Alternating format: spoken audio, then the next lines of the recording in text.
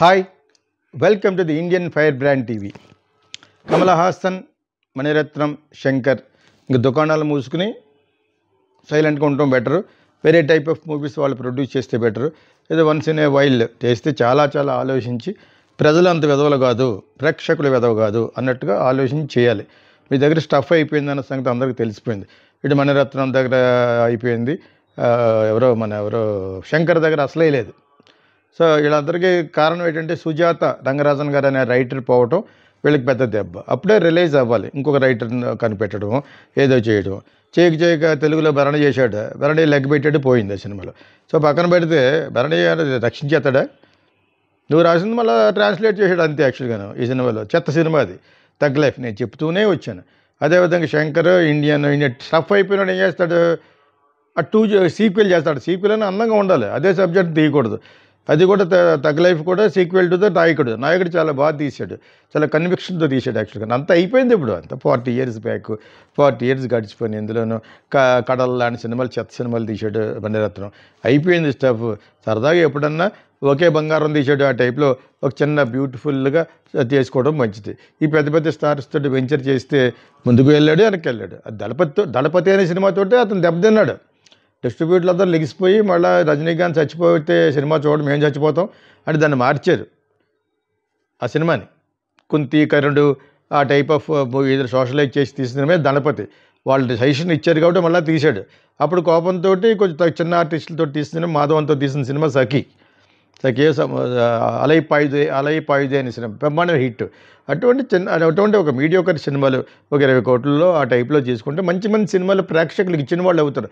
అది కూడా pan India ఎందుకు అవుద్ది అంటే సినిమా బాగుంటే అవుద్ది. ఈ రోజుల్లో కమల్ హాసన్ 70 దాటిపోతున్న ఏజ్లోనూ అతను యాంటనీ క్విన్ లాగా మంచి క్యారెక్టర్లు చేస్తూ చేయొచ్చు.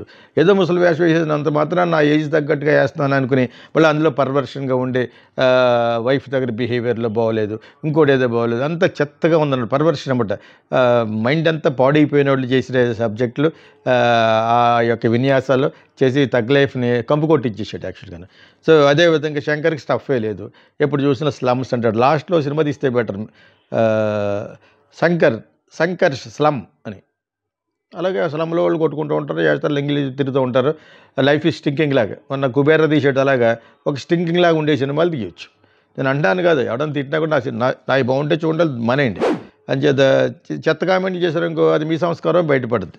సో అది పక్కన పెడితే వీళ్ళ ముగ్గురు కూడా రిటైర్ అయిపోయి శుభ్రంగా కృష్ణారామ అంట లేదా ప్రొడక్షన్ హౌస్ పెట్టుకుంటూ you can make beautiful films. Some good directors are there, middle of the road directors ఉంటారు, దట్ ఈస్ క్రియేటివిటీ ఉంటూ సినిమాలను బాగా తీయగల డైరెక్టర్ ఉంటారు. వాళ్ళకి ఇవ్వండి, మీ పని అయిపోయింది. మీరు ఇప్పుడు నాని తీసేట మొన్న సినిమా కోర్టులాగా సమర్పించేసుకోండి. Kamal Haasan presents, Maniratnam presents, Madras talkies, Shankar presents. అతనికి ఆల్రెడీ ఉంది ఎస్ ఫిలిమ్స్ అని. లేదు ఒప్పలంగా వీళ్ళు 20 కోట్లు 30 కోట్లు దొబ్బాలంటే బెస్ట్. వీళ్ళు వెనకాలబడి తెలుగు వాళ్ళు ఒక లోకుగా ఉన్నారు. ఈ మధ్యన మానేశారు, కమల్ హాసన్ సినిమాలు తీసుకుంటలేదు, మణిరత్న సినిమాలు టాటా బైబీ అన్నారు. ఈ శంకర్ సినిమాలు ఇంకా రారు. వెళ్ళకెళ్ళక దిల్ రాజు వీళ్ళందరూ వెళ్ళారు. చిరంజీవి గారు అబ్బాయి అని చెప్పానప్పుడే నేను, venture with something else different. ఇది కాదని వాళ్ళకి సబ్జెక్ట్ సెలెక్షన్ టైమే లేదు వీళ్ళందరికీ. నేను చెప్పిన వాళ్ళందరి పేరు మళ్ళీ ఎందుకు కానీ నో. పెద్ద సినిమా ఒకప్పుడు చిన్న సినిమా తీసిన శంకరే పెద్దోడు అవుతాడు. ఒకసారి చిన్న సినిమా 5 సినిమాలు ఫ్లాప్ అయిన తర్వాత తీసినోడే Mani Ratnam.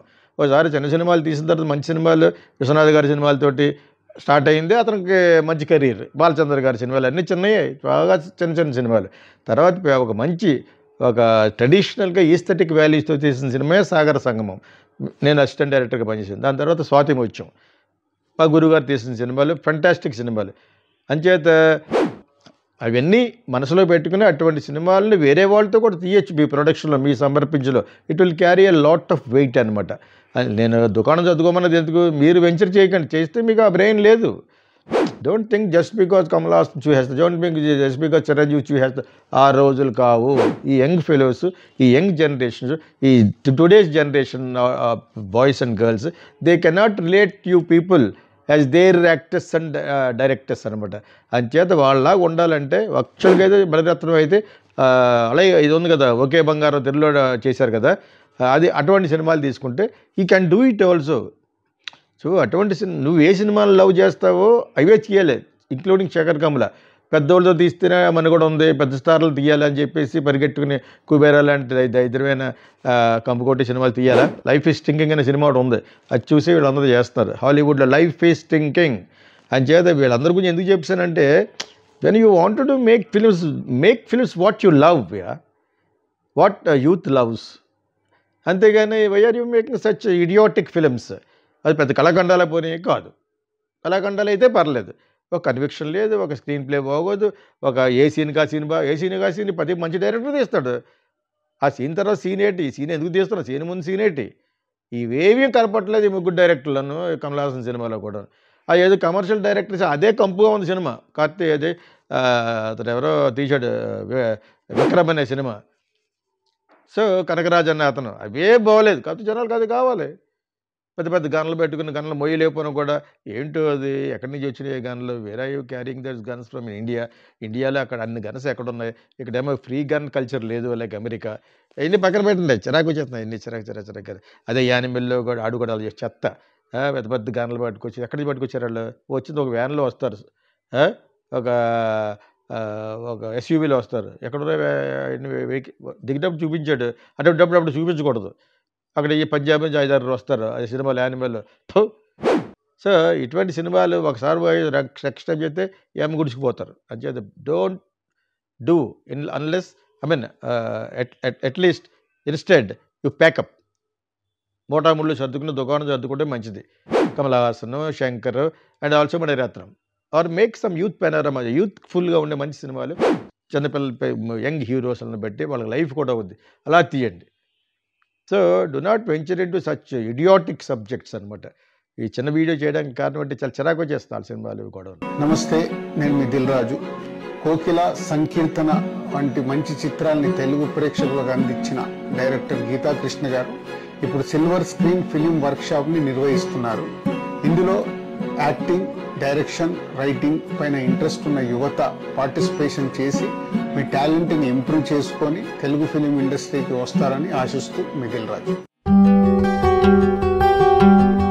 Welcome to the Geeta Krishna Silver Screen Film Workshop. I want you to become good screenwriters and directors. We'll make you a good actor. It may be 30 days, 15 sessions, 5 sessions, 2 sessions also. Scene after scene. What is scenic order? We'll make you a good actor. Come to us and learn screenwriting. Silver Screen Film Workshop. Welcome.